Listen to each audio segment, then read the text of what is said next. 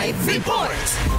Isang 6 na taong gulang na batang lalaki ang nag-viral sa social media dahil sa FB post ng isang JC na ayon dito ay iniwan umano ng ina ang bata na bitbit ang kanyang mga gamit sa may tapat ng isang kapilya sa Poblacion 2, Santa Cruz Occidental, Mindoro. Sa panayam ng RMN News kay Kagawad Jenny Muñoz ng Barangay Mulawin, Santa Cruz, na niliwanag nito na hindi naman umano iniwan ng bata na isang mag-aaral sa Mulawin Elementary School at nasa pangangalaga ng kanyang lolo na si Jimbo Insigne na may sakit. Ayon kay Muñoz na dahil sa hirap din si Lolo Jimbo at tila napapansin na hindi masaya ang bata sa kanyang piling, ay minabuti nito na ihatid na lamang ito sa kanyang anak. Marahil ikinatuwa ito ng bata at noong madaling araw nga ay umalis na ang bata at na di namamalaya ng matanda. Ayon pa kay Kagawad Muñoz na makita nila itong post ay agad nilang pinuntahan ang bata at ito'y dinala sa tanggapan ng barangay hanggang sa magkita na silang maglolo. Sinabi pa ni Kagawad Muñoz na kaugnayan nila ang MSWD at naihatid na ang bata sa kanyang ina na si Judy ang Katapang sa Urban 4, Labangan, San Jose. Nakita sa bata ang labis itong pananabik sa ina at kasiyahan na panganay sa tatlo nitong mga kapatid. Kasama mo sa Arimen, Mindoro Province, Radyoman Marcelo Raro, Tatak Arimen. RMN Network News.